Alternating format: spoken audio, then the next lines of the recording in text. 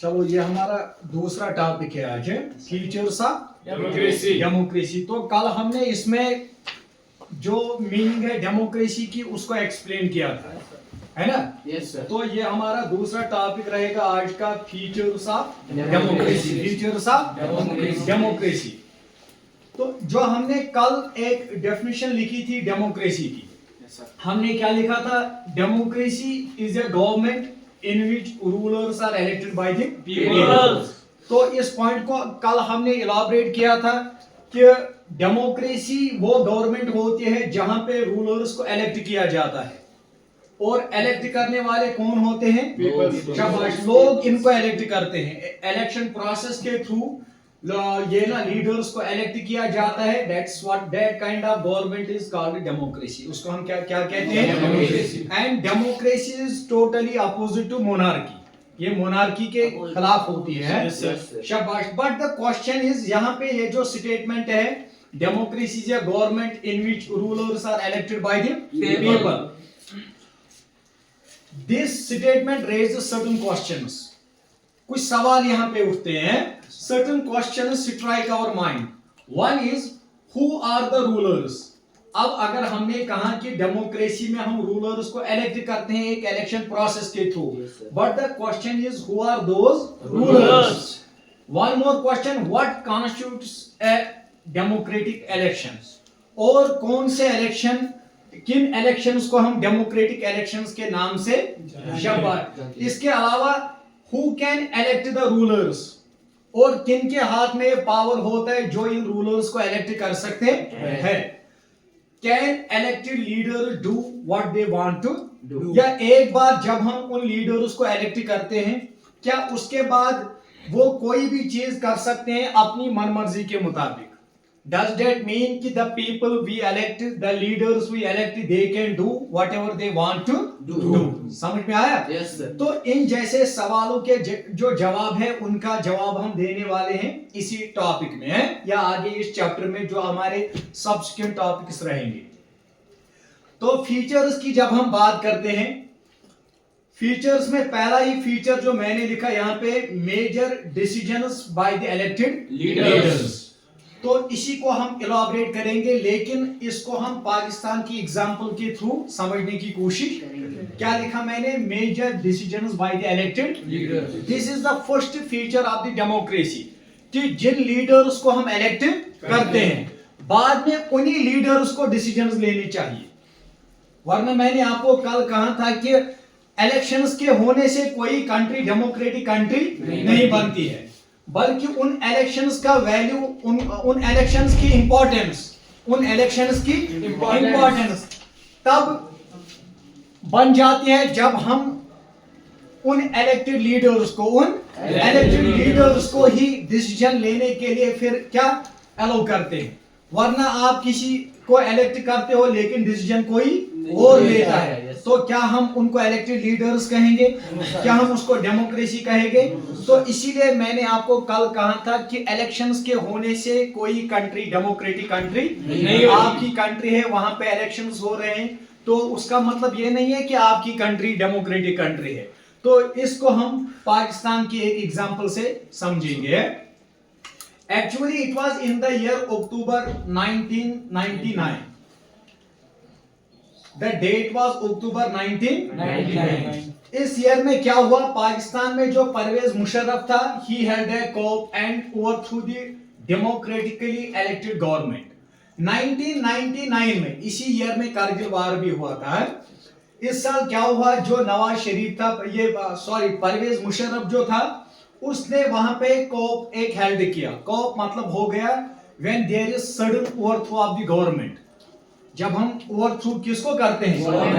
Violent through. Violent mean, जैसे परवेज मुशर्रफ ने army को मोबिलाइज किया, आर्मी के हेल्प से इसने वहां पे जो डेमोक्रेटिकली इलेक्टेड गवर्नमेंट थी नवाज शरीफ की, उसको ओवरथ्रू किया।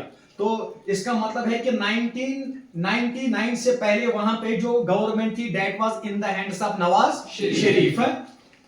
तो उसी नवाज शरीफ को इसने, परवेज मुशर्रफ ने उसकी गवर्नमेंट को ओवरथ्रू किया, ये कोप ऑर्गेनाइज करके। उसके बाद जो परवेज मुशर्रफ था, he himself became the chief executive. फिर ये क्या बन गया खुद चीज एग्जीक्यूटिव। इसके बाद इसने 2002 में अपनी डेजिग्नेशन को चेंज किया। इससे पहले इनका था गवर्नर पानस नाउ चीफ एग्जीक्यूटिव, लेकिन 2002 में इसने अपनी डेजिग्नेशन चेंज की और नाम दिया खुद को क्या प्रेसिडेंट का। ये कब हुआ 2002 में। और इसी साल इसने रेफरेंडम भी करवाया। एम करना हुआ क्या रेफरेंडम। तो रेफरेंडम कल मैंने आपको एक्सप्लेन किया था। रेफरेंडम में होता क्या है, एक लेजिस्लेशन को एनेक्ट किया जाता है, वो लोगों के सामने रेफर किया जाता है, लोग अपना ओपिनियन एक्सप्रेस करते हैं यस और नो में, यस और नो में। तो ये जो रेफरेंडम करवाया गया यहाँ पे 2002 में, इस रेफरेंडम ने ये जो परवेज मुशर्रफ है इसको और 5 साल के लिए शबाश एक्सटेंशन दी। यानी कि वन गैसे ये एम पता वनिस बे 5 वरियन हेका ये रूल समझ में आया।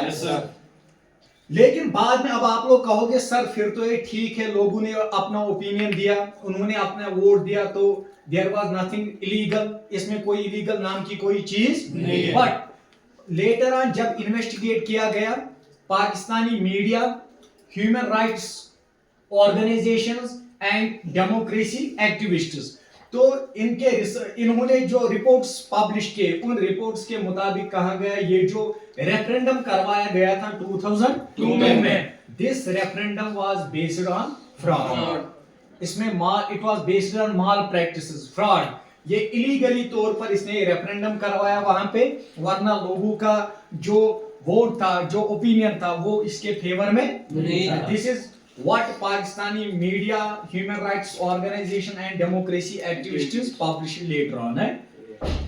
उसके बाद अगस्त 2002 में इस एक लीगल फ्रेमवर्क ऑर्डर इशू किया गया।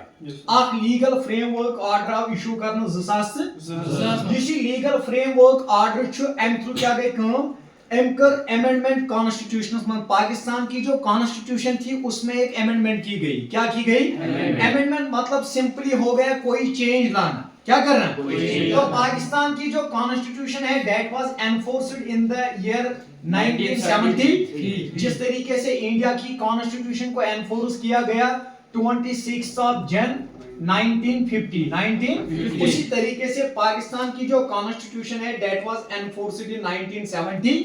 अब इस लीगल फ्रेमवर्क ऑर्डर के थ्रू जो एक इंपॉर्टेंट अमेंडमेंट की गई किसमें, पाकिस्तान की कॉन्स्टिट्यूशन में।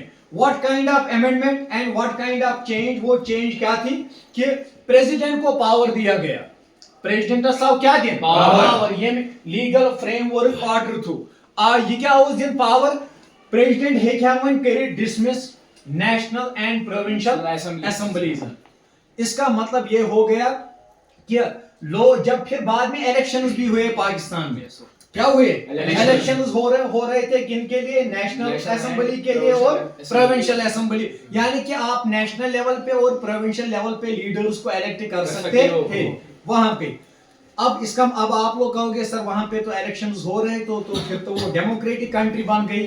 लेकिन देखो प्रॉब्लम क्या है, अब जब इलेक्शंस होते थे प्रोविंशियल असेंबलीज के लिए और नेशनल असेंबली, तो जिन लीडर्स को वहां पे इलेक्ट किया जाता था पावर उनके हाथ में नहीं, but the power was in the hands of president as well as army. मैंने क्या कहा अभी, इसीलिए हमने पॉइंट क्या लिखा था, major decisions by the elected leaders. यानी कि जिन लीडर्स को लोग इलेक्ट करते हैं, अगर वो लीडर्स आपके बाद में डिसीजंस नहीं लेते हैं तो फिर वो डेमोक्रेटिक इलेक्शंस नहीं है। डेमोक्रेटिक इलेक्शंस तब होते हैं जब जिन लोगों को, जिन रिप्रेजेंटेटिव्स को, जिन लीडर्स को हम इलेक्ट करते हैं, बाद में डिसीजन मेकिंग भी उन्हीं के हाथ में होनी चाहिए। पाकिस्तान में क्या हो रहा था, लोग इलेक्ट करते थे नेशनल लीडर्स को, लोग इलेक्ट करते थे प्रोविंशियल लीडर्स को, लेकिन डिसीजन मेकिंग पावर उनके पास नहीं होता, बल्कि decision was in the hands of president. समझ में आया। तो ये है डेमोक्रेसी का पहला फीचर कि major decisions by the elected leaders. जिन लीडर्स को हम इलेक्ट करते हैं बाद में डिसीजंस भी उन्हीं को देते हैं। चलो थैंक यू सर।